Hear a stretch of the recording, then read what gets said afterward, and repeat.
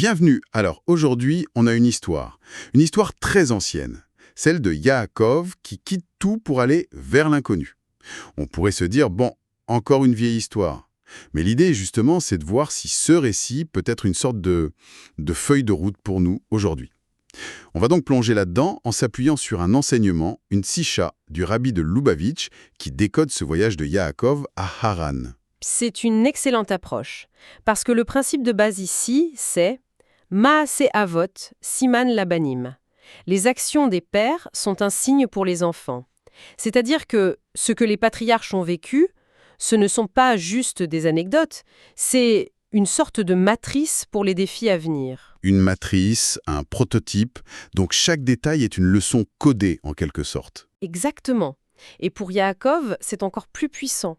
Vous voyez, contrairement à Abraham et Itchak, ses prédécesseurs, qui ont eu des descendants qui se sont un peu éloignés, on pense à Ismaël, à Esav, la lignée de Yaakov, elle, est restée entière. Le texte dit « Mitato Sheleima », sa table était complète. Ah, d'accord. C'est pour ça que son histoire, ce n'est pas juste un signe, c'est la feuille de route, le modèle par excellence pour toute personne qui cherche à naviguer dans le monde sans s'y perdre. D'accord. Mission claire alors. On va décortiquer cette feuille de route, comprendre comment ce départ de Yaakov, de sa zone de confort, la terre d'Israël, pour un lieu hostile, Haran, devient notre modèle pour transformer le monde matériel, ce monde parfois un peu brutal, en quelque chose qui a du sens, une demeure pour Dieu, comme le dit la source. Alors, commençons par le début. Ce départ, quitter la terre d'Israël pour Haran. Rien que le nom Haran, ça sonne un peu inquiétant. Oui, ça ne sonne pas comme des vacances. Et vous avez raison, la géographie ici, elle est avant tout spirituelle. La terre d'Israël, ça représente un environnement protégé, une bulle. C'est le monde de l'étude, de la spiritualité pure, ce que le texte appelle les tentes de Shem et Héver. Une sorte de campus universitaire idéal ou un monastère, si on veut. C'est ça, un lieu un peu à l'écart du bruit du monde. Et Haran, eh bien, c'est tout l'inverse. C'est la vraie vie. Le monde du travail. Exactement. Le nom Haran est lié à une expression qui veut dire le coureau du monde. Ça représente le monde matériel dans ce qu'il a de plus agité, de plus indifférent, voire d'hostile à la spiritualité. D'accord. Et le point crucial, la première instruction de cette feuille de route, c'est que la mission, ce n'est pas de fuir ce monde, c'est d'y plonger, d'aller au cœur du réacteur. C'est déjà un point qui est totalement contre-intuitif. La plupart des spiritualités, elles prônent plutôt le retrait, alors qu'ici, on nous dit d'y aller franco. Mais le texte insiste sur le fait qu'on ne peut pas y aller comme ça, les mains dans les poches. Il y a une préparation. Absolument. On ne part pas au combat sans préparation. Il y a une double exigence, deux choses qu'il doit faire avant même d'arriver chez son oncle Lavan, qui incarne ce monde de Haran. D'accord, lesquels? La première, c'est la Torah. Avant de s'engager, il faut une immersion totale dans les principes, les lois, l'éthique juive.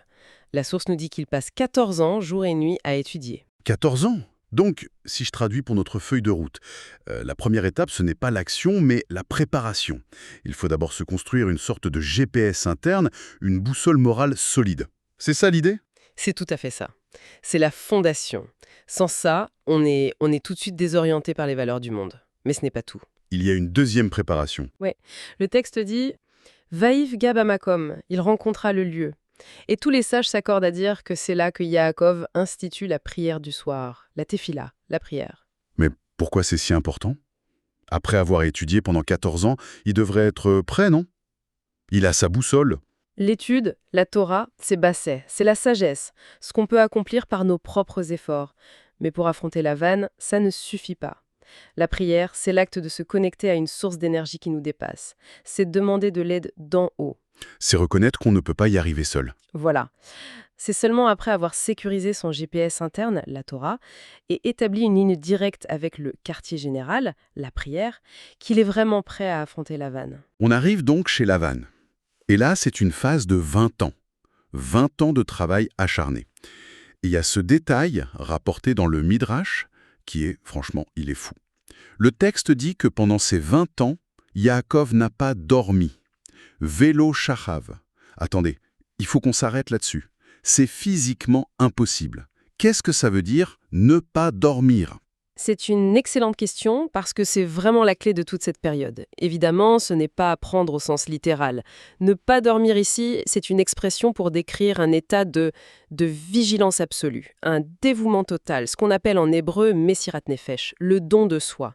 Il n'était plus dans sa bulle d'études, il était sur le front et il ne pouvait pas se permettre de baisser sa garde. Et qui était cet adversaire, Lavan, qui demandait une telle vigilance? Lavan, ce n'est pas juste un patron difficile. Son nom est lié au mot blanc, parce qu'il sait paraître pur, raisonnable. Mais il est aussi qualifié d'araméen, arami, qui a la même racine que romaï, le trompeur. En fait, il incarne cette mentalité très moderne qui cherche à tout compartimenter. Comment ça? Le spirituel, c'est pour la synagogue, la maison. Mais dans les affaires, la famille, la vie sociale, là, ce sont d'autres règles qui s'appliquent. Les règles de la jungle, quoi. J'essaie de visualiser. Concrètement, au quotidien, ça ressemblait à quoi? Quels étaient les arguments de Lavan? Ils sont d'une modernité glaçante. Le premier, c'est sur l'éducation des enfants. Quand il voit la famille de Yaakov, il lui dit « Les filles sont mes fils, les fils sont mes fils ». Ce qui veut dire? Le sous-texte est brutal. Tes traditions, c'est bien gentil pour toi, le vieux, mais laisse les jeunes tranquilles. Ils vivent dans mon monde, le monde réel. Ne les handicape pas avec tes vieilles coutumes, ne les rends pas inadaptés. Ah oui, ça c'est l'argument qu'on entend tous les jours. Il faut bien qu'ils vivent avec leur temps, ne soient pas si rigides. C'est exactement ça. Précisément. Et le deuxième argument, c'est sur les affaires. Il lui dit « Le bétail est mon bétail ». L'idée, c'est l'éthique de la Torah. Ne pas voler, ne pas tricher, c'est très noble. Mais en affaires, pour réussir, il faut être un loup. Il prône une déconnexion totale entre les valeurs et la réussite matérielle. Il est pris en tenaille en fait, entre la pression d'assimiler ses enfants et celle de compromettre son éthique. Comment il a tenu? Par un refus radical du compromis. C'est ça le sens de ne pas dormir. Il était en alerte constante pour ne céder sur aucun de ces deux fronts. Mais son but n'était pas juste de résister, il était en mission. Son travail, ce n'était pas juste un gagne-pain. La source explique qu'il cherchait à élever les étincelles de sainteté cachées dans la matérialité de Lavan. Attendez, élever les étincelles de sainteté. Qu'est-ce que ça veut dire concrètement? Il voyait de la sainteté dans ses moutons, dans un contrat. C'est un concept central. L'idée, c'est que le divin n'est pas seulement dans le ciel. Il est aussi fragmenté, comme des éclats de lumière, et emprisonné dans le monde matériel qui nous entoure. L'argent, la nourriture, les relations. La mission de l'homme, selon cette vision, c'est de libérer ces étincelles en utilisant le monde de manière juste. Chaque transaction honnête, chaque animal bien traité, était pour Yaakov une opération de sauvetage d'une de ces étincelles. Le travail devient donc un acte spirituel, mais ça devait être épuisant. Quelle était son arme secrète pendant ces longues nuits seul avec ses troupeaux? C'était son deuxième outil de préparation musulmane, la prière. Le Midrash raconte que pendant ces nuits, il récitait sans cesse les 15 cantiques des degrés des psaumes. Et le refrain de ces psaumes, c'est « D'où me viendra le secours? Mon secours vient de l'Éternel ». Sa force ne venait pas de sa propre endurance, mais de sa capacité à s'annuler, à se connecter à quelque chose de plus grand. Un lâcher-prise qui lui a donné une force surhumaine. C'est ça, une sorte de reddition active. D'accord. Donc il survit à ces 20 ans de lutte intense. On pourrait penser qu'il rentre épuisé, vidé, mais le texte semble dire tout le contraire. Comment sa relation au divin a changé après cette épreuve? C'est le point culminant de la feuille de route. La récompense. La transformation est radicale. À l'aller, avant Haran, le texte disait « Vaïvga bamakom ». Il, Yaakov, rencontra le lieu. L'initiative venait de l'homme, et sa vision, c'était un rêve. Le texte s'inverse. Il est écrit « Vaïvgushu bomalaché Elohim ». Les anges de Dieu le rencontrèrent. L'initiative vient du divin cette fois. Et la rencontre, ce n'est plus un rêve, elle a lieu by Kitz, à l'état de veille, dans la pleine réalité. Waouh! Donc si je résume, la grande leçon, c'est que rester dans sa zone de confort spirituel, c'est bien, ça apporte une certaine connexion, mais c'est en s'engageant dans le monde réel, avec tous ces défis, qu'on atteint un niveau de révélation bien supérieur. C'est exactement ça. La récompense est plus grande parce que le risque était plus grand. Le monde matériel n'est pas un obstacle à la spiritualité. Il en est le catalyseur le plus puissant. Et le résultat n'est pas que spirituel. Le texte conclut par « Vaïfrot halish, meod meod ». L'homme s'accrut extrêmement. Il repart immensément riche, avec une grande famille et une conscience divine décuplée. Il a réussi sur tous les plans. C'est une histoire d'une richesse incroyable. Mais revenons à notre idée de départ. Comment on applique cette feuille de route aujourd'hui? On est tous un peu dans notre Haran, avec nos propres lavanes qui nous mettent la pression. Comment on fait concrètement? Eh bien, la source se termine sur 2 conseils très pratiques. Le premier est symbolisé par la frontière que Yaakov et Lavan établissent ensemble, un tas de pierres, un gal.